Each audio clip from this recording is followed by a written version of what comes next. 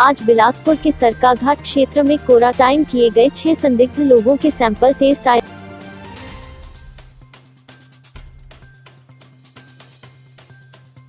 पूर्व कल्याण बोर्ड के उपाध्यक्ष सुरेंद्र मनकोटिया ने कहा, सरकार बाहरी राज्यों में फंसे प्रदेशवासियों को लाने में असमर्थ रह रही है।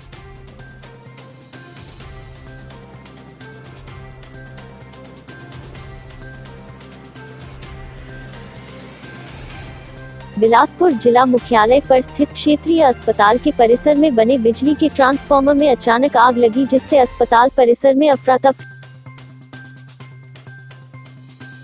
मैं नेहा। समाचार अब विस्तार से। जिला बिलासपुर के स्वारघाट क्षेत्र में क्वारंटाइन किए गए 6 संदिग्ध लोगों के सैंपल आज टेस्ट के लिए आईजीएमसी शिमला भेजे गए हैं। यह जानकारी देते हुए डॉक्टर कुलदीप ने बताया कि स्वारघाट में क्वारंटाइन किए गए कुछ लोगों का पिछले 2-3 दिन से सर्दी जुकाम के मामले प्रकाश में आए थे, इसलिए इनके सभी के सैंपल लेकर टेस्टिंग के लिए भेजे गए हैं। उन्होंने जनता से भी अपील की कि वह अपने घरों में रहे और अगर किसी को भी 4-5 दिन से खांसी जुकाम बुखार है तो वह अपना टेस्ट जरूर करवाएं और स्वास्थ्य विभाग को इसकी जानकारी दे। इसी के साथ बिलासपुर से सुनील ठाकुर की रिपोर्ट।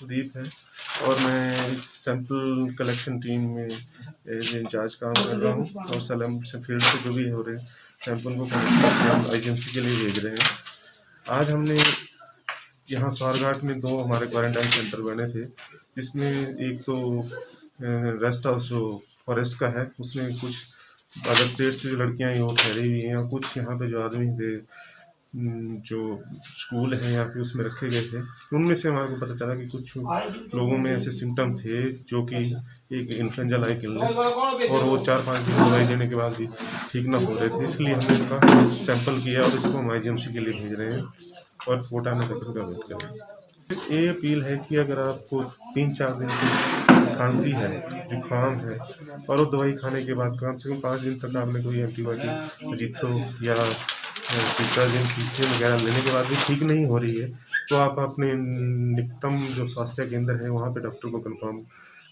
करवाएं, बताएं, वहाँ चेक करवाएं और वो डॉक्टर हमारे को बताते हैं कि इनकी हम ये प्रॉब्लम हुई हिस्ट्री है, 4-5 दिन दवाई लेने के बाद ठीक नहीं हो रहे, तो उनको हम सैंपल के लिए आगे और लेते हैं। मुख्यमंत्री जयराम जी द्वारा 2 दिन के अंदर ही अपना यह निर्णय बदलना समझ से परे है कि अब 1 दिन की बेसिक नहीं बल्कि पूरा वेतन कटेगा। और मोदी सरकार का कर्मचारियों व पेंशन धारकों का महंगाई भत्ता फ्रीज करने का आदेश भी समझ से परे है।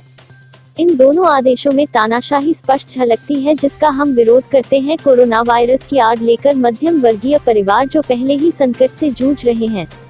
बता दें कि कर्मचारी और पेंशनर्स कोरोना महामारी में पहले ही 3-4 बार राशि दे चुके हैं। किसी ने राशन दिया तो किसी ने जो बीजेपी की तरफ से पैसे मांगने आए उनको दिए। उद्योगपतियों को 1.75 हजार करोड़ का राहत पैकेज, फिर 42,000 करोड़ भारतीय रिजर्व बैंक से निकाले, फिर जीवन बीमा निगम से भारी धन राशि निकाली। मध्यम वर्ग के हिस्से थाली ताली व दिए जलाना ही आए। सरकार हमारे समर्थन का नाजायज फायदा ना उठाए। सरकार के 1 वर्ष डीए फ्रीज करने के निर्णय का तभी समर्थन करेंगे जब सरकार महंगाई सूचकांक फ्रीज करने के लिए उद्योगपतियों को 1 वर्ष तक अपने उत्पादों के मूल्य को ना बढ़ाने की अधिसूचना जारी करे। डीए की राशि कर्मचारी व पेंशन धारक की तिजोरी में बंद करके रखेंगे। सब जानते हैं कि महंगाई भत्ता महंगाई बढ़ने के परिणाम स्वरूप दिया जाता है इनकी पारितोषिक। मनकोटिया ने कहा कि सरकारें उद्योगपतियों के विरुद्ध निर्णय लेने से डरती है, उल्टा उन्हें कर्ज माफी जैसी अन्य सुविधाएं देती है, जबकि कर्मचारियों पर कोई भी निर्णय थोप देती हैं। और साथ में सुरेंद्र मनकोटिया ने यह भी कहा कि जो प्रदेशवासी हिमाचल के बाहरी राज्यों में फंसे हैं, सरकार उनके लिए कोई भी प्रावधान नहीं कर रही है। उन्होंने कहा कि सरकार को कई बार पत्र लिखे पर उसका कोई भी जवाब अभी तक हमें नहीं आया है। पिछले 2 दिन में कर्मचारियों और पेंशनरों के विरुद्ध जो निर्णय लिए हैं वो कतई भी न्यायोचित नहीं है। एक निर्णय मोदी सरकार ने लिया है और दूसरा जयराम सरकार ने।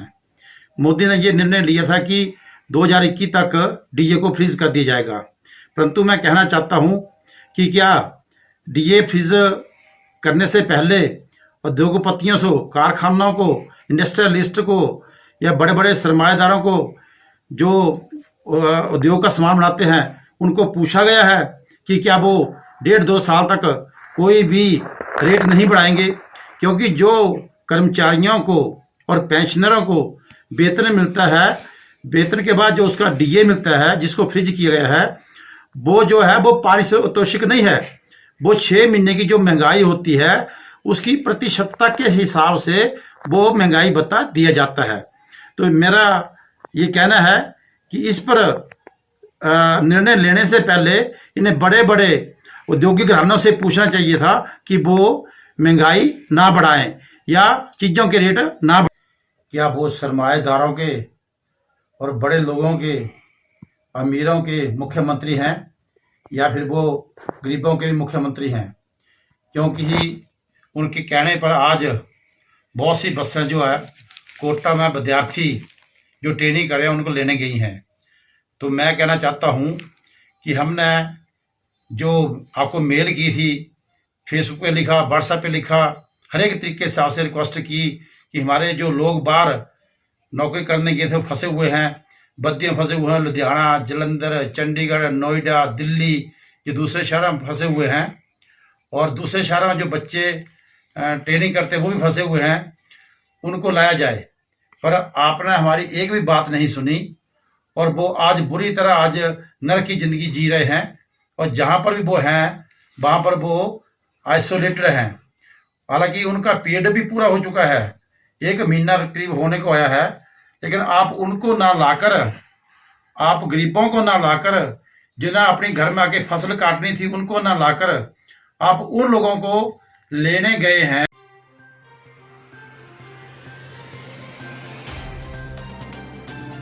बिलासपुर जिला मुख्यालय पर स्थित क्षेत्रीय अस्पताल के परिसर में बने में बिजली के ट्रांसफार्मर में शुक्रवार को अचानक आग लग गई।